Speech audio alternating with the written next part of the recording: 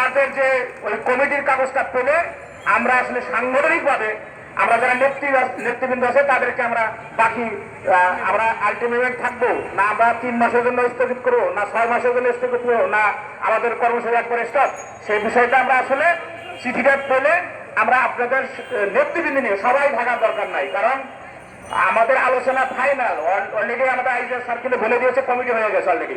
সেখানে এই ইতিহাসে প্রথম, এর আগেও একবার হয়তো হয়েছিল অনেক আগে, বহু আগে, সেখানে কিন্তু আমাদের নকল অফিসে কেউ প্রতিনিধি থাকতে পারে, শুধু মিনিস্ট্রির লোক আইন মন্ত্রণালয় থাকেছে, কিন্তু এই প্রথম আপনাদের সৌভাগ্য, আমাদের সৌভাগ্য, আমাকে এখানে এই কমিটিতে একজন সদস্য হিসেবে রাখা হয়েছে এবং তার 3 সদস্য বিশিষ্ট কমিটির মধ্যে আমি একজন আছি। অতএব প্রক্রিয়াগুলো খুবই ভালো এবং আমাদের সারে খুবই আন্তরিক।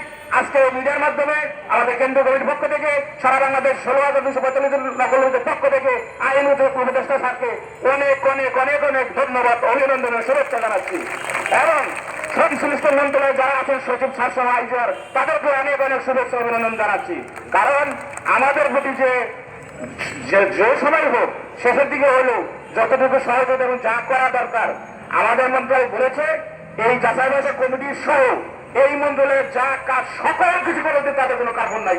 যখন যেভাবে কাগজ লাগবে অর্থ মন্ত্রণালয় লাগুক, জনবসতি মন্ত্রণালয় লাগুক, এই আন্তরিকতায় আমরা অনেক তাদেরকে ধন্যবাদ জানাচ্ছি এবং অনেক কৃতজ্ঞ। এবং আমাদের এই কমিটিটা 14 দিনের মধ্যে প্রতিবেদন দিবে। আশা করি যে আজকে কালকে কমিটির কার্যক্রম শুরু হয়ে যাবে। সংগ্রামী সাথী বন্ধুগণ, আপনারা যারা আছেন আমরা মেসেজ দিব, আমরা হয়তো কালকে সাংবাদিক সম্মেলন করবে আইন উপদেষ্টা স্যার সহ, আবার যারা মিডিয়া আছে তাদেরকে ধন্যবাদের জন্য আমরা একটা সাংবাদিক সম্মেলন করব এবং আপনাদের পরবর্তী নির্দেশনা দেখছেন এটাই, আমাদের আন্দোলন থাকছে না, কর্মসূচি থাকছে না, কারণ আমাদের এই কমিটির কাজ শুরু করে দেবে ইতিমধ্যেই, এই জন্য আমাদের আর কোনো কিছু থাকবে না। কিন্তু আমরা হয়তো একটা থাকবো যে আমরা 2 মাসের মধ্যে কতটুকু আগাইলাম, এটার জন্য আপনি দেখে হয়তো ঢাকায় প্রতিনিধি ডেকে পাঠাতে পারি যে এই পর্যালোচনা, কারণ এখানে যে পদ্ধতি হয়েছে যে মন্ত্রণালয় আমাদের প্রতি যে ভাবে আচরণ সহানুভূতি সার্বিক সহযোগিতা করছে তাতে আমরা অনেক কৃতজ্ঞ এবং ধন্যবাদ জ্ঞাপন করছি। ভাইরা আমার যারা মিডিয়া আছেন, দীর্ঘদিন আপনারা আমাদেরকে যে এই মিডিয়া কভারেজ করেছেন, এজন্যে আপনাদেরকে তো দেওয়ার মতো কিছু নাই, কিন্তু আছে রেজিস্ট্রি ডিপার্টমেন্টে যদি আপনারা কখনো যান এই সমস্ত চেহারা চিনে রাখেন, আপনাদের হয়তো 1 কাপ চা খাওয়াবে অন্তত। আর আপনাদের সম্পদ এটা কোটি কোটি টাকার সম্পদ, আমরা এটা যত্ন করে থাকি, হেফাজত করে থাকি, লিপিবদ্ধ করে থাকি।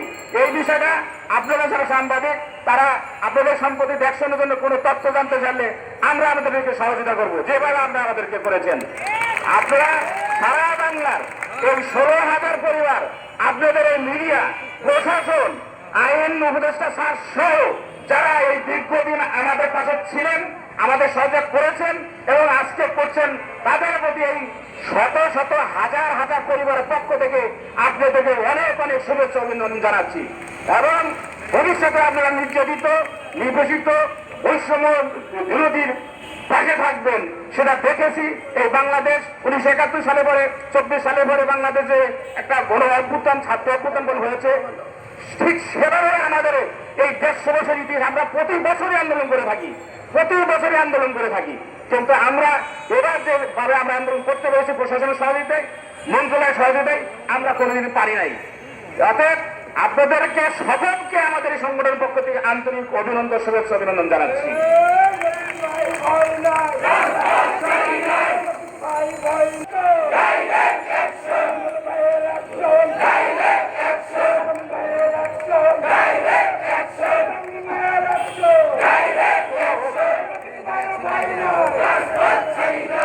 সংগ্রামের সাথে বন্ধুগণ, আপনারা আজকে আমি এই মাইক ক্লোজ করার পরে রাস্তাঘাটে যানজট সৃষ্টি করবেন না।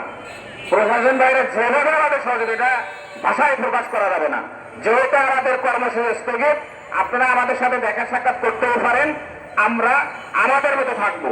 আমরা এই যেভাবে আমরা প্রশাসনকে সহযোগিতা করছি, কোনো যানজট, কোনো গাড়ি ঘোড়া বা কোনো কিছু আমরা কোনো ক্ষতি করবো না, আমরা করি নাই। প্রশাসন তাই আমাদেরকে বলেছে, আমরা খুব শান্তশিষ্ট ছিলাম, আল্লাহ আমাদের দিকে তাকাইয়েছে। অতএব আমাদের কমিটির কার্যক্রম অর্থাৎ জাতীয়করণ যে প্রথম স্টেপ, আমাদের কমিটির কার্যক্রম শীঘ্রই শুরু হবে।